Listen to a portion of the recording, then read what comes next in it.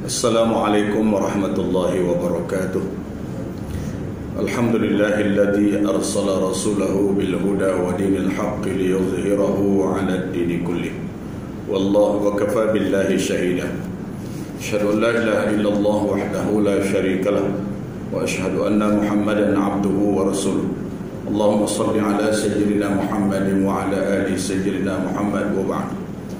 Qala Allah tabaraka wa ta'ala fi kitabihil karim surah Al-A'raf ayat yang ke-94. A'udzu billahi minasy syaithanir rajim. Bismillahirrahmanirrahim.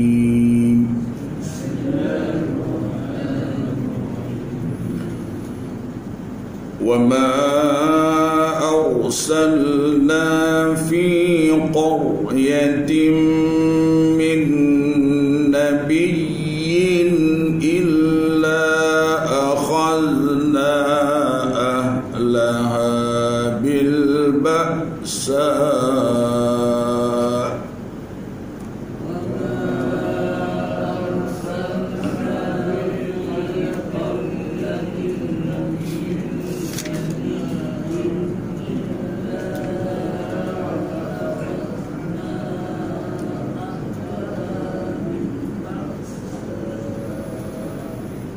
إِلَّا أَخَذْنَا أَهْلَهَا بِالْبَأْسَاءِ وَالضَّرَّاءِ لَعَلَّهُمْ يَضَّرَّعُونَ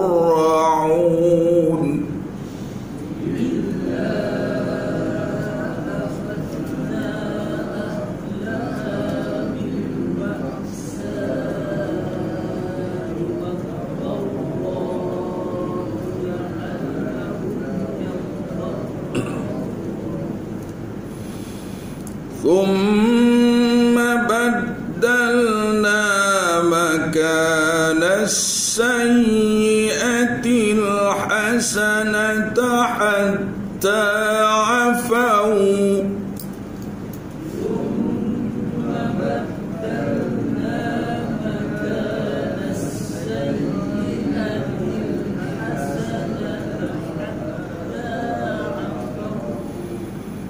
وقالوا قد مس آباءنا الضراء والسراء فأخذناهم بغتة وهم لا يشعرون.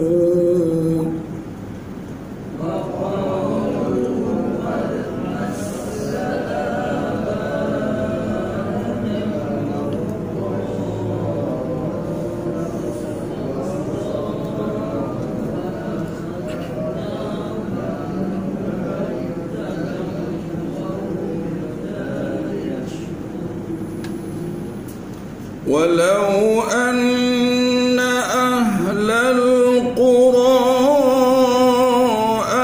آمنوا واتقوا لفتحنا عليهم بركات من السماء والأرض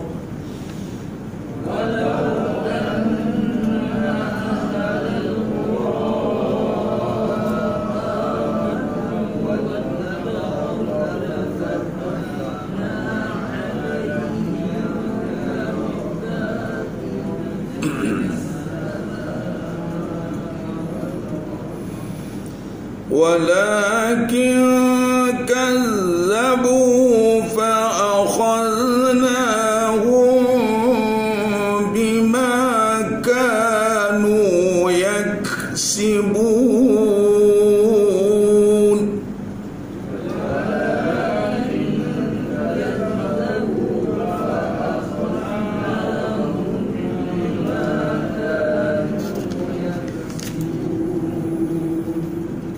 أفأمن أهل القرى أن يأتيهم بأسنا بياتا وهم نائمون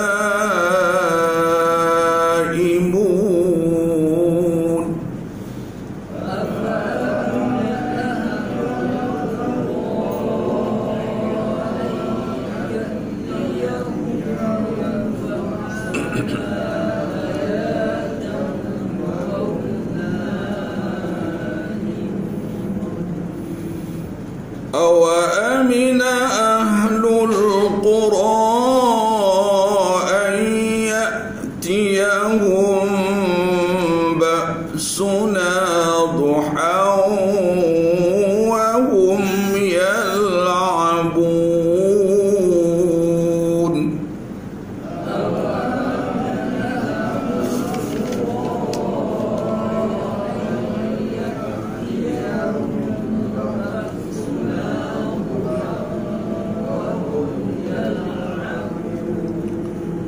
صدق الله العظيم.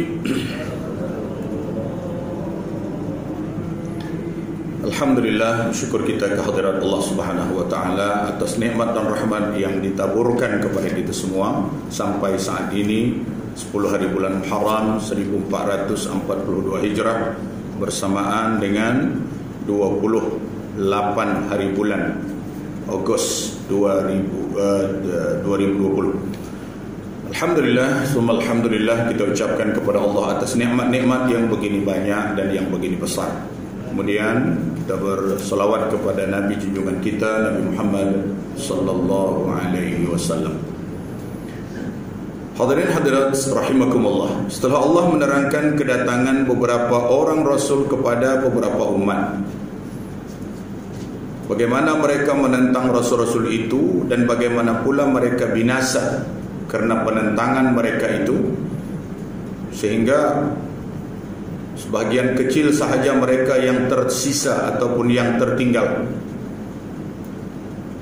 Allah memberikan pengajaran kepada manusia dengan cara seperti itu, kerana kedatangan para rasul itu zaman itu belum lagi penghabisan. Agama yang dibawa oleh Rasul itu adalah agama menyembah Allah, tapi saat dan ketikanya tak kekal seperti agama yang dibawa oleh Nabi Muhammad sallallahu alaihi wasallam. 9 ayat berlalu berisi pengajaran turunnya kepada umat di zaman Rasul, terutama di zaman Mekah.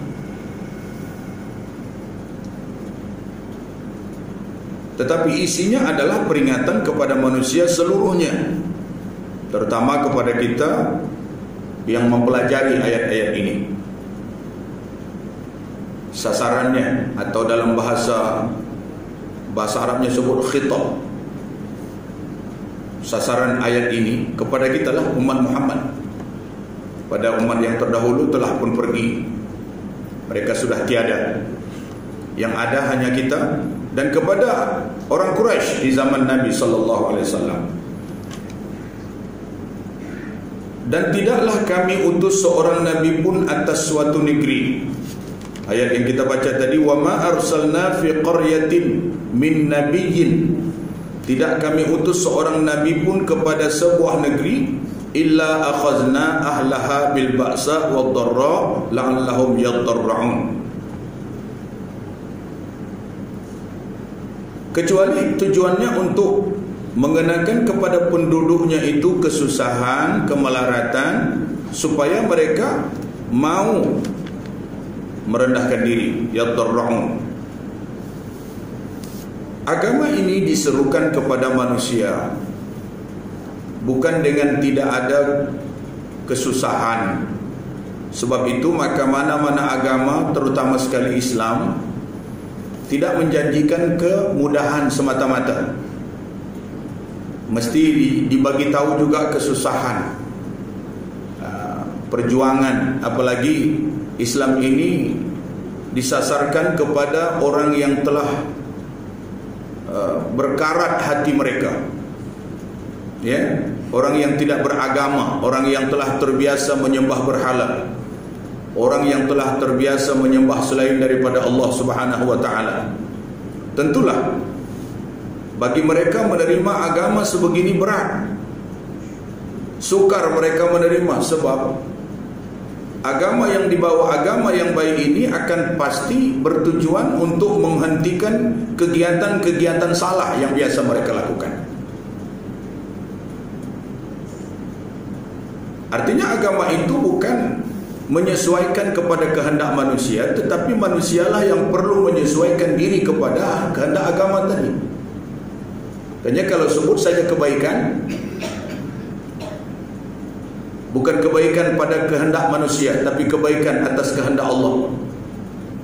Kebaikan tetap kebaikan walaupun ramai orang tak setuju. Keburukan tetap keburukan walaupun ramai orang setuju. Yalah, keburukan itu biasanya lebih ramai orang setuju. Sementara kebaikan itu tak ramai orang setuju. Tapi tidaklah berarti dia tidak baik kerana orang tidak ramai yang setuju. Oh, yang ramai lah orang setuju yang baik. Kalau ramai tak ramai orang setuju, artinya tak baik dah. Dalam agama dia bergantung kepada kebaikan dan keburukan sesuatu itu. Walaupun dia tidak disukai ramai, asalkan dia baik, itulah dia. Sebab kalau berdasarkan kesukaan orang ramai, kita tak dapat kebaikan. Seorang yang mencuri dan merompak profesinya, bagi dia itu baik, tapi bagi orang itu tidak baik. Melanggar peraturan, melanggar hak-hak orang lain. Melakukan zina, itu seronoklah bagi dia. Tapi bagi keturunan, bagi masyarakat, bagi dia sendiri yang akan dilaknat Allah, diazab Allah di akhirat, tentu tak baik. Bagi nafsu dia saja bagus.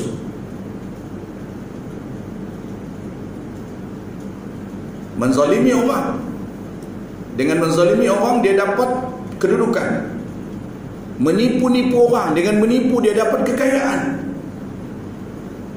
Saya dapat kekayaan, artinya bagus bagi saya. Bisnis saya menjadi, walaupun saya kelentong, saya tipu, saya bohong orang, bagus bagi saya. Bagi dia mungkin, tapi bagi hukum keseluruhannya itu tidak baik. Macam rimau lah, diterkam anak, diterkam diterkam rusa kaki jangka untuk makanan anak-anak dia. Bagi rimau dan anak-anaknya itu baguslah, sebab dia kenyang, boleh bagi makan anak-anak dia. Tapi bagi rusa itu sendiri, ada anak-anak yang kehilangan ibu, ada rusa jantan yang kehilangan pasangan, tak baik bagi dia. Sebab itu maka keburukan itu walaupun disukai seperti rimau tadi, dia tetap buruk. Tanggunglah resiko. Kebaikan itu walaupun ramai orang tak suka, tetap jadi baik. Itulah perlunya Rasul-Rasul ini diutus oleh Allah Subhanahu wa taala, nak memahamkan kepada manusia. Jadi bila nak dipahamkan, tentu ada kontroversi. Yang tak setuju ada, yang setuju ada. Sedangkan zaman kita sekarang ini pun, ya, ramai kebaikan itu ramai orang tak setuju. Masa-masa Covid begini, buat apalah nak sembahyang? Biarlah, jangan sembahyang, tutup aja lah surau tu kan. Ada orang ni, orang yang tak nak sembahyang dia akan begitu. Bagi orang yang memang kaki surau, kaki masjid, dia rindu sangat dengan masjid, apapun dia akan buat asalkan boleh solat berjamaah didirikan, walaupun terpaksa mengikuti beberapa SOP yang perlu dibuat. Tak apalah, dah memang macam tu, jadi boleh buat solat jamaah dan sebagainya kan. Jadi orang yang memang kebaikan, mau kebaikan, dia akan patuh. Yang tak patuh tu adalah orang yang tak nak baik. Jadi ini, dalam ayat ini diterangkan bahwasanya kedatangan seorang Rasul kepada sesuatu negeri sekali-kali bukan untuk membawa yang enak-enak sahaja, yang sedap-sedap saja. Dia mencetuskan pemikiran baharu atau pembaharuan. Pembaharuan ini bukan senang diterima oleh masyarakat yang telah terbiasa dengan keadaan hidup selama ini. Datang pembaharu membawa pembaharuan, bukan mudah tu. Bukan mudah. Payah. Dia mesti mencetuskan perbalahan. Dia menentang jahiliyah dan syirik agama tadi. Oleh itu pasti terjadi kegoncangan, akan terjadi pertentangan. Kedua belah pihak akan saling berhadapan, atau yang telah beriman kepada Rasul pasti menghadapi ketegangan dan kegoncangan sehingga timbullah kesusahan dan kemelaratan. Itu yang disebut al-ba'sa wad-dharra. Kita bacalah sejarah Mekah ketika Rasulullah sallallahu alaihi wasallam memulakan dakwah. Para pengikut Nabi sallallahu alaihi wasallam diazab, disiksa, disekat hubungan perniagaan sehingga mereka hidup susah. Jadi kemelaratan termasuk kemiskinan karena masyarakat yang lama mula bergoncang. Di ujung ayat diterangkan bahawa kesusahan dan kemelaratan ini hendaknya menyebabkan mereka, umat tadi, merendahkan diri, insaf, lalu mendekatkan diri kepada Allah, kerana memang susah dan melarat itu dapat mendidik jiwa manusia menjadi kebal dan bertambah mendalam imannya. Inilah yang selalu kita ulang-ulang. Kemelaratan, kesusahan, kepayahan, dia akan jadi pelajaran yang cukup berkesan, mengajar kita menjadi orang lebih peka, lebih berhati-hati, lebih berwaspada, berbanding dengan orang yang tidak pernah mendapat kemelaratan, mendapat kesusahan, jarang. Jadi dia tidak pernah belajar bagaimana nak mengatasi kesusahan yang dihadapi. Tiba-tiba kesusahan itu datang, tak kelam kabut dia. Tapi kalau dia biasa menghadapi kesusahan, kemudian kesusahan itu datang, lalu dia tahu bagaimana cara nak mengatasi kesusahan itu. Inilah perlunya susah. Jangan duk pikir senang aja. Di zaman penjajahan kita susah. Berapa banyak, berapa ramai orang belajar daripada kehidupan di zaman penjajahan. Anak-anak kita sekarang, mereka tidak merasakan keperitan hidup. Cucu-cucu kita, apa yang mereka tahu? Senang, kesenangan, senang, nak senang. Dibimbangi dengan kesenangan yang meliputi itu akan menjadikan mereka kekurangan ataupun langsung tidak ada antibodi. Apabila datang serangan-serangan luar, terus telan aja. Itu makanya masyarakat yang seperti ini mudah dipengaruhi. Dipengaruhi dengan hiburan, dipengaruhi dengan budaya. Budaya itu bukan bagus, tapi bagi mereka itu yang terkenal. Budaya TikTok, apa namanya? TikTok ya? Ya? TikTok ya? TIP? TikTok, bukan TikTok ya. TikTok, TIT, TIK, TOK ya, TikTok. Apa? Tengoklah sendiri, payah nak cerita. Mana yang tak betul-betul, yang macam orang gila tu, yang ramai orang like. Tiba-tiba saja dah 100,000 dia punya yang menyertai. Kejap dah 400,000 dah. Dia berlagu, menyanyi bagai orang gila, ramai pula orang suka. Itulah budaya baru yang elok-elok tak mau ikut. Misalnya, Allahumma salli ala Muhammad, ya Rabbi salli alaihi wasallam. Elok, menenangkan. Tapi berapa orang yang lain? Tak sampai lagi 100.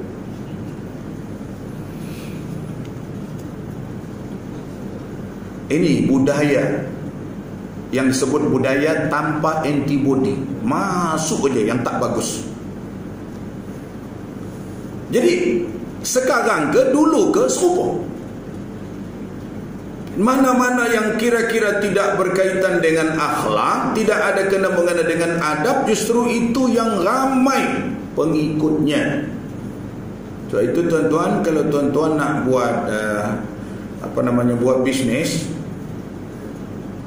dan dapat allowance daripada pihak penaja dan sebagainya, buatlah apa bahasa-bahasa yang kira-kira kurang berakhlak. Lepas tu masuklah dalam jalur tu. Terkenal dah tu. Orang tua-tua macam kita ni tiba-tiba break dia ya. Kadang-kadang kita sungsang lagi, kita naikkan kaki ke atas. Kalau boleh tanggal seluar yang itu, yang semuanya. Pasti ramai orang yang naik. Woi, ini kenal ni. Ini jemaah ni kenapa jadi macam ni? Oh, semua orang nak tengok. Jadi ramailah. Subhanallah. Tuan-tuan dan puan-puan sekalian yang dikasihi dan dirahmati Allah Subhanahu wa taala. Ayat ini menjadi peringatan yang khusus kepada umat yang telah percaya kepada Nabi dalam masa permulaan dakwah. Pengikut-pengikut yang mula-mula disebut sebagai as-sabiqun al-awwalun. Mereka merasakan keperitan ini. Menderita kesusahan seperti Yasir, istrinya Sumayyah, anaknya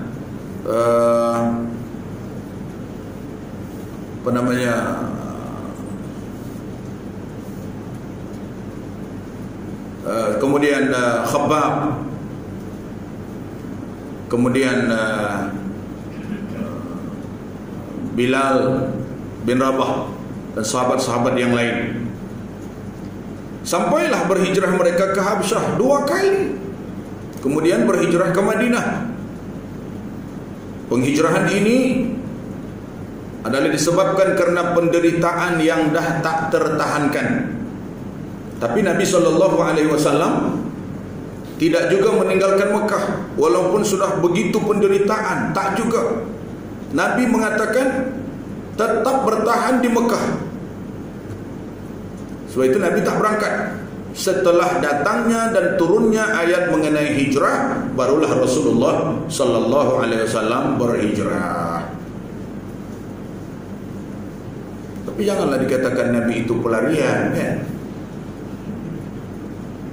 Kita dengar ada wakil rakyat yang katakan kita kena sayang dan hormat pelarian, sebab Nabi kita juga pelarian. Allah, disamakannya pula Nabi Muhammad dengan pelarian. Nabi bukan pelarian.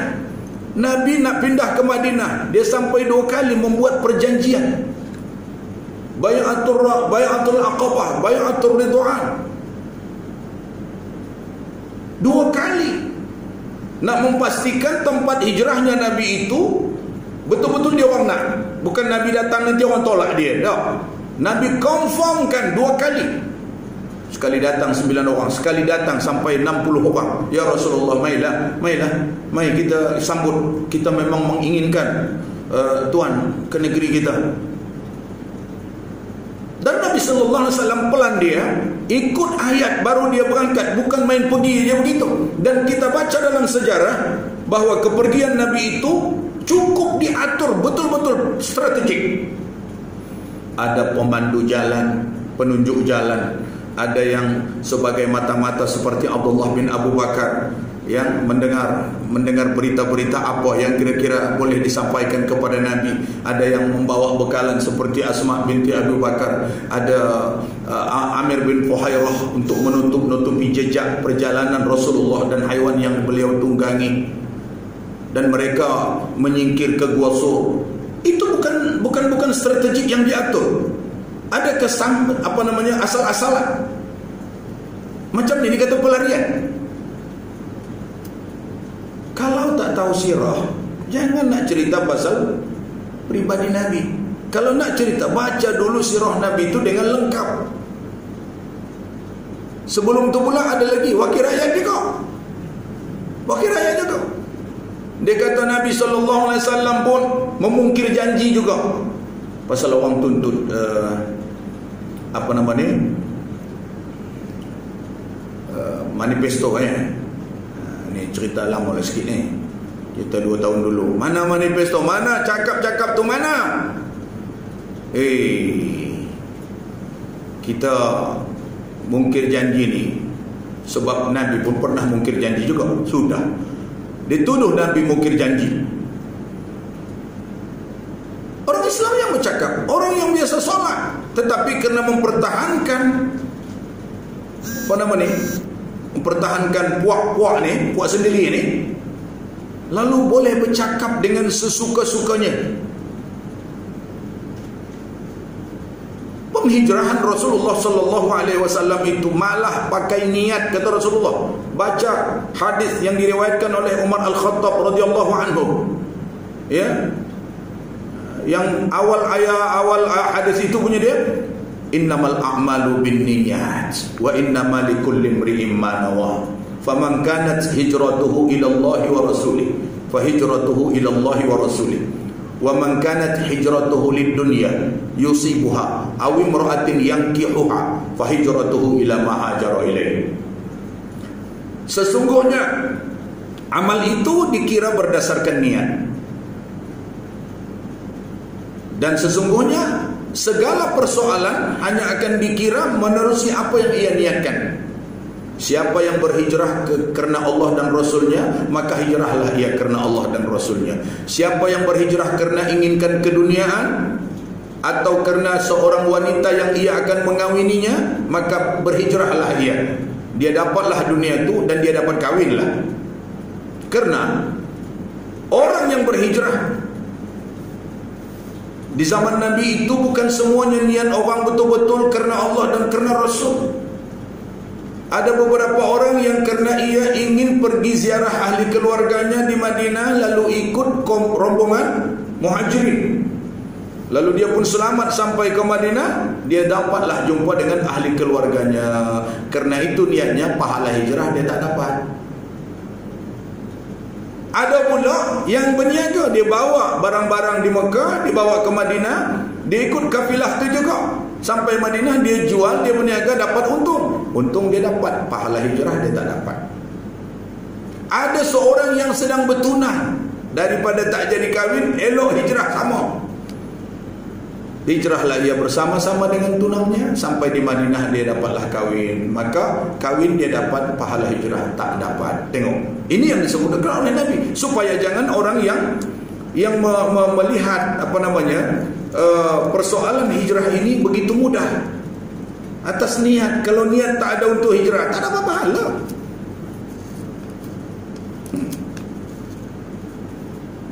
Kalau niat untuk datang solat berjamaah saja, kemudian mengaji, tak dapat pahala mengaji, sebab tak ada niat. Iya ke? Wah, iyalah. Tapi kalau ada niat, kita niatlah tiap-tiap malam ada mengaji itu, kita niatlah. Tuan-tuan dan puan-puan sekalian yang dikasihi dan dirahmati Allah Subhanahu wa taala.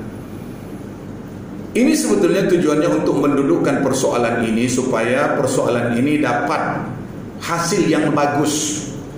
Karena kalau kita memang sudah niatkan asal-asal begitu, maka kita akan dapat begitu. Yang akan dapat hasil ini kita juga sendiri di akhirat. Nanti kita tertunggu-tunggu, mana hasil saya, mana hasil saya. Rupanya niat dia lain, mana ada hasil. Baik. Kemudian kami gantikan kebaikan itu di tempat keburukan sehingga mereka berkembang biak. Pangkal ayat yang ke-95. Thumma baddalna makana as-sayyi'atil hasanata hatta 'afau. Kemudian kami gantikanlah kebaikan di tempat keburukan sehingga mereka berkembang biak dan mereka berkata, wa qalu, mereka berkata, qad massa aba'ana ad-dharra was-sarra. Sesungguhnya kemelaratan dan kesenangan telah pun menyentuh ataupun telah didapati oleh bapa-bapa kami dahulu. Fa akhaznahum baghtatan wa hum la yash'urun. Lalu kami siksa mereka dengan tiba-tiba sedang mereka tidak sedar. Inilah orang yang terlalu terlalu mempertahankan apa yang pernah dibuat oleh datuk nenek moyang mereka, walaupun salah. Yang betul tu pertahankanlah, tapi yang salah buat apa nak dipertahankan? Yang tidak membawa kepada pembangunan kemajuan, buat apa nak dipertahankan? Tapi kalau membawa kemajuan, okey. Tuan-tuan dan puan-puan sekalian yang dikasihi dan dirahmati Allah, sesudah menempuh berbagai kesulitan, kesusahan dan kemelaratan, keadaan akan kembali pulih. Yang buruk akan hilang berganti dengan baik. Orang yang telah menerima seruan Nabi akhirnya menang. Kesusahan tidak ada lagi. Musuh-musuh sudah dapat dikalahkan, dan pengikut para rasul tadi telah dapat hidup aman. Negeri telah subur, perniagaan telah lancar, perasaan telah gembira, sehingga mereka sempat berkembang biak dan anak cucu pula meneruskan tradisi kehidupan mereka dalam agama tersebut. Kan bagus. Inilah dia perkara-perkara yang perlu dilanjutkan, kerana ia memberi manfaat.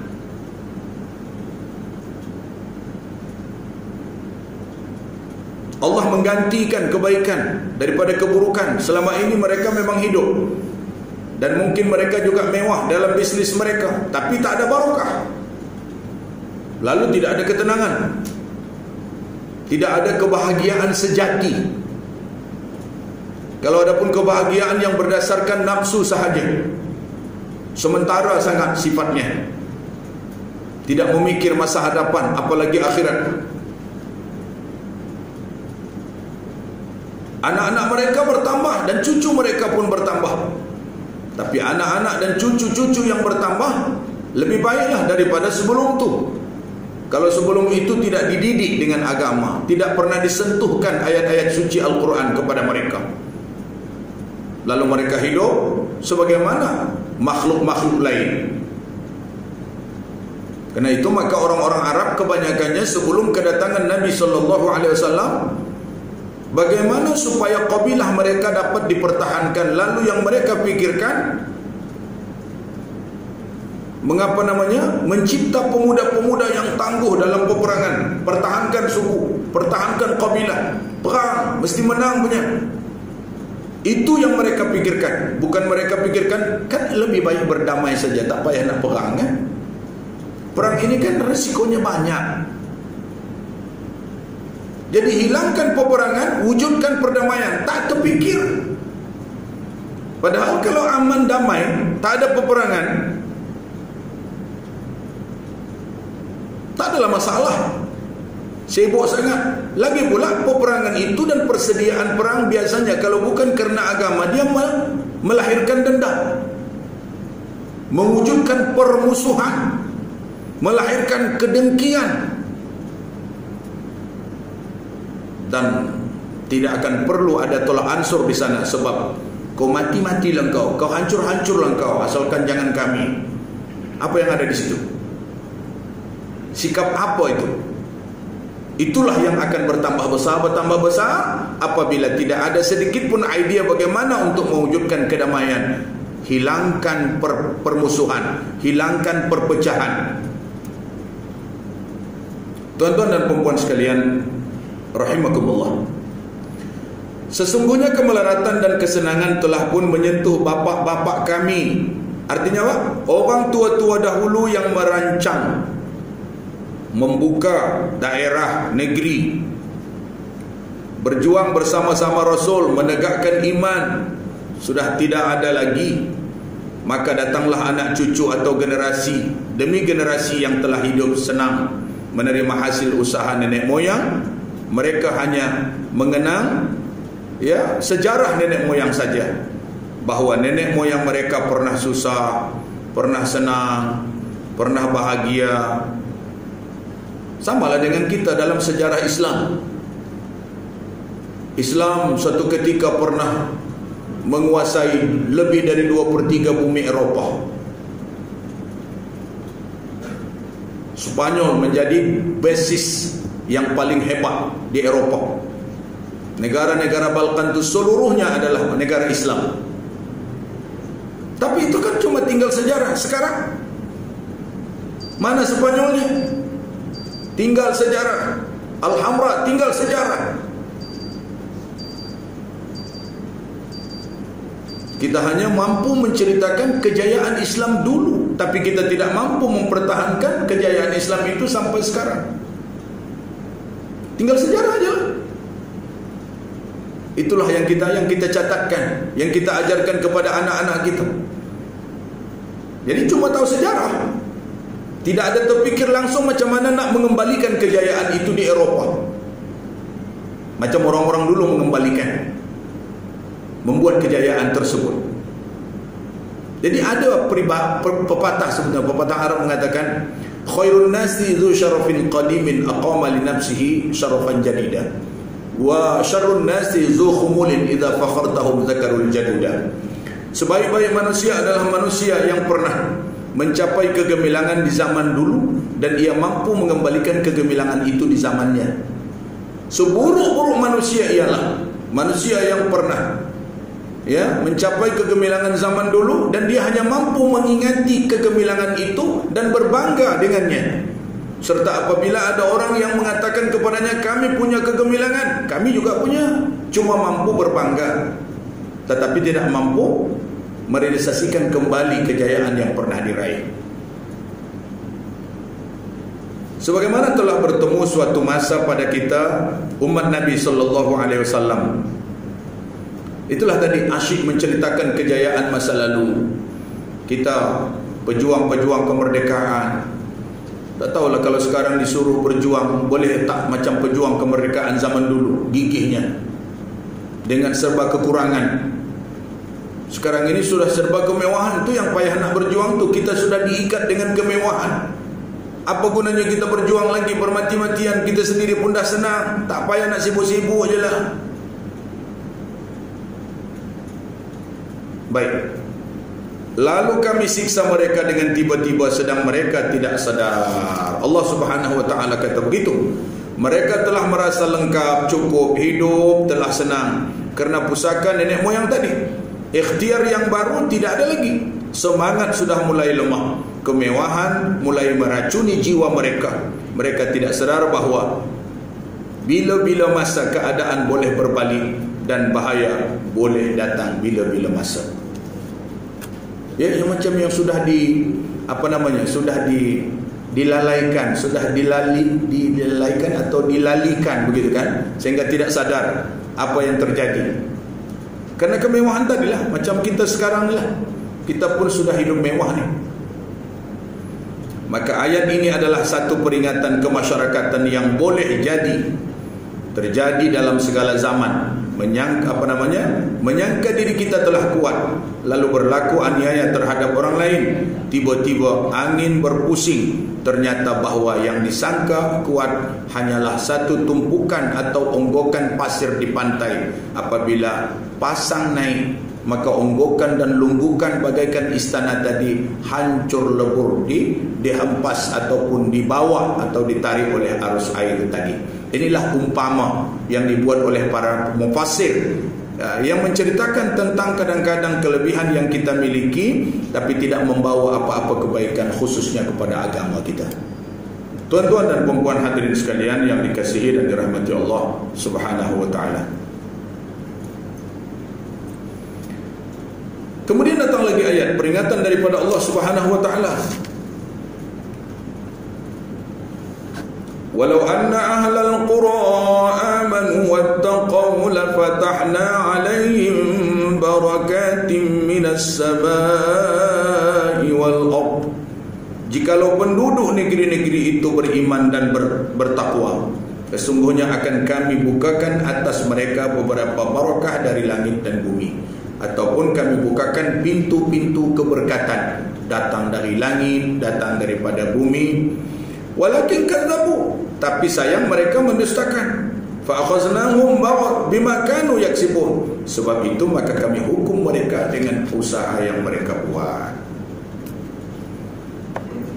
Tuan-tuan dan puan-puan sekalian yang dikasihi dan dirahmati Allah Subhanahu wa taala, keimanan ketakwaan kepada Allah membuka pintu rezeki. Sebab kalau orang telah beriman dan bertakwa, biasanya pendiriannya akan istiqamah dan mindanya akan terbuka luas. So, beriman dengan Allah. Allah yang buat dia beriman, lalu Allah membuat hatinya, pikirannya itu hanya semata-mata melakukan kebaikan dan memikirkan soal kebaikan. Jadi kalau negara itu sudah makmur, rezekinya sudah banyak, sudah melimpah-limpah, janganlah pikir pula nak ambil sendiri aja, pikirlah orang lain. Kan? Ini yang Allah Subhanahu Wa Taala tunjuk dalam ayat ini. Kemakmuran itu diraih bersama, bukan diraih oleh segelintir manusia yang punya kesempatan.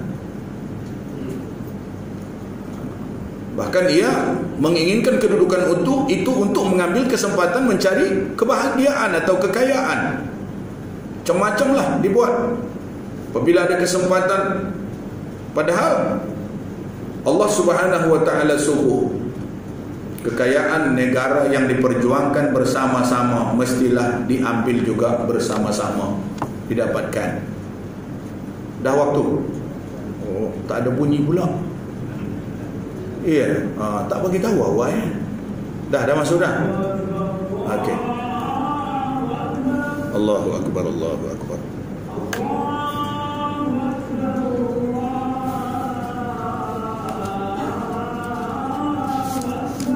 Allahu akbar, Allahu akbar.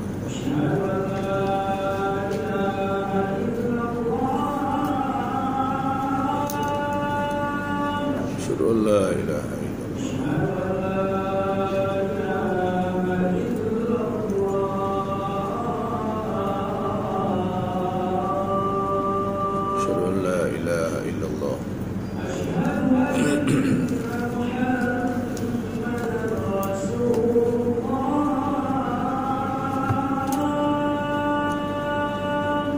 Anna Muhammadar Rasul.